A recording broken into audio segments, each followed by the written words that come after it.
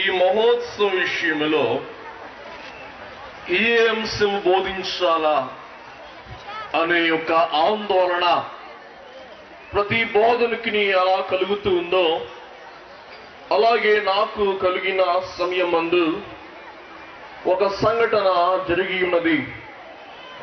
మరి మన నుండి వేరైన వారు ఈ యొక్క మహోత్సవము జరగకూడదు అని హైదరాబాద్ హైకోర్టులో దావా వేసి ఉండగా ఆ యొక్క దావా జనవరి నెల 21వ తారీఖున మరి ఉన్నత న్యాయస్థానమందున్న న్యాయాధిపతులైన వారా ఒక అంశము మీ అందరితో సెలవిమ్మని తెలియచేస్తూ ఉన్నారు. ఆ యొక్క అంశమే నాకు తెలియదు, ఆ అంశమే నాకు క్రొత్త. ఎందుకనగా మరి సాధారణముగా ప్రకటన గ్రంథము మరి ధ్యానించటకు మరి ఇప్పటికీ అంత ఎక్కువగా సవాలు చేయలేదు. కానీ దేవుడు ఒక అంశమును మీ అందరితో సంభాషించమని బోధించమని సెలవిచ్చిన విధానం బట్టి ఈ యొక్క అంశమును సంఘమైన క్రైస్తవత్వమును ఇప్పుడు ధ్యానము చేసుకుందాం. ఈ అంశమునకు 6 లక్షణములు ఉన్నాయి. క్రూరము, మూడవది ఘోరము, నాలుగవది కారము, ఐదవది నేరము, ఆరవది భయంకరము. ఈ 6 అంశములు కలిగి ఉన్న సంగతి మీలో చాలా మందికి ఇప్పటికి తెలిసే ఉంటది, నాకు తెలుసు. పిల్లరా, ఈ అంశమే ప్రకటన గ్రంథము 12వ అధ్యాయములో ఆమె గర్భిణి అయి ప్రసవ వేదన పడుచు ఆ నొప్పులకు కేకలు వేయుచుండెను. ఎర్రని మహాఘట సర్పము దానికి 7 తలలను 10 కరణయున్న ఆ స్త్రీ కనగానే ఆమె శిశువును మృంగివేయవలెనని ఆమె శిశువు దేవుని యొద్దకును ఆయన సింహాసనం వద్దకును కొనిపోబడెను. ఆ స్త్రీ అరణ్యమునకు పారిపోయెను.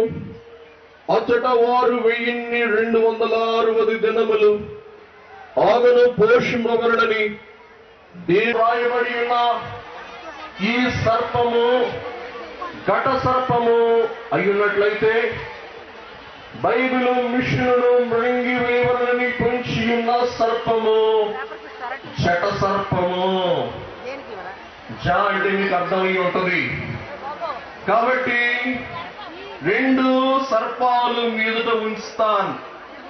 ఒక సర్పము ఘట సర్పం వారు దీవించును గాక.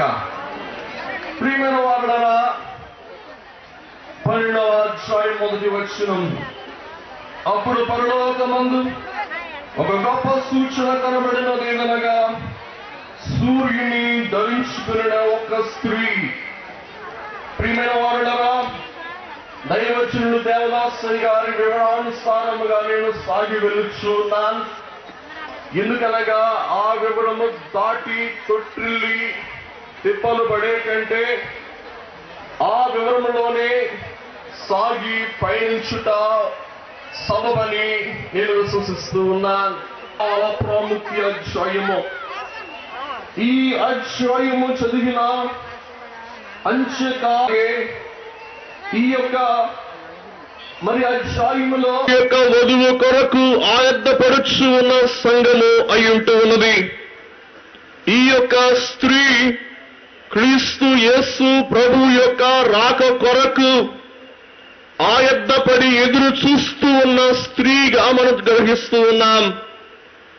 ఆయన వధువైన మనమే ప్రభువా వేగమే రమ్ము అని మనము నిత్యము సంబోధించుకుంటూ ఉన్న వారమై ఉన్నాం. పిల్లరా, ఈ యొక్క స్త్రీ సూర్యుని ధరించుకుని ఉన్నది. సూర్యుని ధరించుకొనగలమా? అలాగే సూర్యుడు కొన్ని లైట్ ఇయర్స్ దూరములో భూమికి ఉన్నారు. లైట్ ఇయర్స్ అనగా వెలుగు ప్రకాశించగలుగు ఆ యొక్క వేగము.